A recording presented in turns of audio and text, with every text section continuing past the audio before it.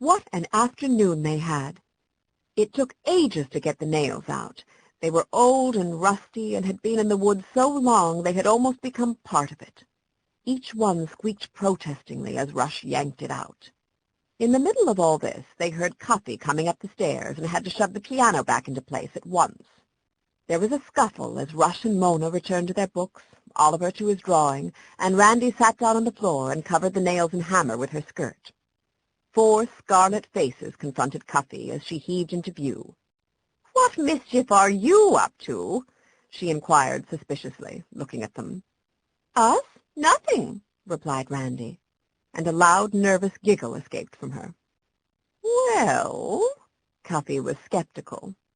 Still, the place looked no more upset than usual, and nobody seemed to be crying, so maybe it was all right. "I just came up to see if any of you would like to lick the bowl. I've just made a chocolate cake for supper, and there's lots of frosting left over." What was the matter with them?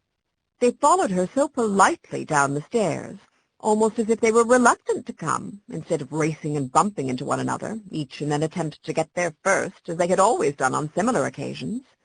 And when they did get there, they lapped up the chocolate fast, as if they wanted to get it over with. Even Oliver failed to show his customary procedure of licking his spoon so slowly that he could hold it up when everyone else had finished and say, "Look at all I've got left." Yes, something was up, no doubt, but Cuffy was too busy to bother about it now. The children thanked her politely, if hastily, and lunged for the stairs, racing and bumping, each in an attempt to get there first. Cuffy sighed. That was more natural. By 4 o'clock it was almost dark, but Rush wouldn't let anyone turn on the lights. Instead, he went down to his room and got his flashlight and worked by the light of that. "This is much safer," he told them, "less revealing." Randy secretly thought he just liked it better that way. It made the whole enterprise more dramatic. She didn't blame him. She liked it better that way herself. "The Egyptians used to blow anthrax dust into the cracks of the royal tombs when they sealed them," Rush recounted with relish. "Whoever broke them open was supposed to get the disease and die in agony a few days later." "What's anthrax?" said Randy. "It sounds like something Cuffy might use in the kitchen." "I trust not," replied Rush, with the dignity demanded by the setting. "It's a very bad disease. Cows get it, I think. Well, anyway, inside the tombs, they put a spell on all the gold and jewels and stuff, so that any robber or explorer or anybody who fooled around with them would meet a dire and dreadful fate, even if it was thousands of years later." They were silent, thinking of the old tombs, each with its sarcophagus staring into the dark. The sleety rain brushed the windows, the spruce branches sighed funereally in the wind, and the last nail came out of the door. "There," said Rush. He stood up, put the tip of the pliers into the keyhole, and pulled gently. At first the door refused to budge, but after a moment or two it yielded gingerly. Rush only opened it a crack. Then he handed the flashlight to Randy. "Madam," he said, "the honor is yours. You go in alone first." "What? After all that talk about skeletons and ghosts and anthrax dust and ancient Egyptian curses? Oh, no, Randy wasn't going through that doorway by herself. "You come in with me, Rush," she insisted, "right beside me. And Mona and Oliver, you stay close behind." "Okay, ready?" Rush opened the door, and slowly, half fearfully, they stepped into the secret chamber.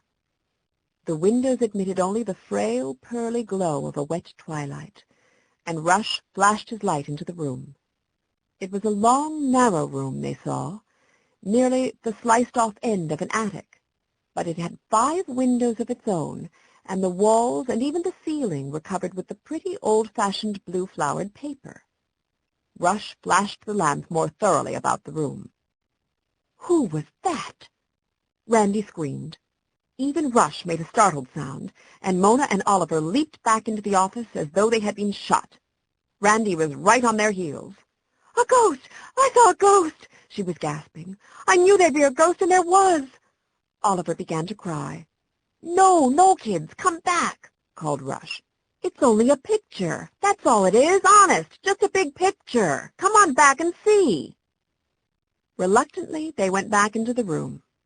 As for Oliver, he just peeked around the edge of the door until he was sure. It was a picture, all right. Life-size, too, and set in the heaviest, fanciest, dustiest gold frame any of them had ever seen. It was a portrait of a young girl, almost a child. She might have been anywhere from 12 to 16, though her clothes were grown-up, old-fashioned clothes.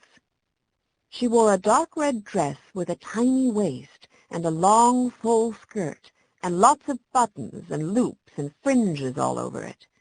The artist hadn't missed a single one. Her head was bent slightly to one side, cheek resting on one finger in a sentimental attitude. Her great mane of dark ringlets fell sideways too, like heavy tassels on a curtain, and in her half-opened, curly little mouth each tooth was painted carefully, white and gleaming as a pearl. In her right hand she held a rose about the size of a head of Boston lettuce, with a big tear of dew clinging to its petals. Below her left hand, the one that supported her cheek, her elbow was poised upon a marble balustrade. She was painted against a classic background, with what appeared to be a mighty thunderstorm sweeping across the sky. "Who is she?" whispered Randy, in awe. "Why, she's standing in the middle of a cemetery," said Oliver. "That's not a cemetery, Fatso," Rush explained. "That's just a lot of ruined Greek columns in the background." "Why are they ruined? Did a bomb drop?" "No, they're just old. They fell to pieces." "Oh, well, why's she standing in the middle of all those busted columns?" "Search me. In those days, people were always painting people beside temples and ruins and stuff." "Look," said Mona. She leaned down. Attached to the frame at the bottom of the picture was a small gold plate with something engraved on it. Mona dusted it off with the tip of her finger. "Clorinda," she read aloud. "That's her name, I suppose.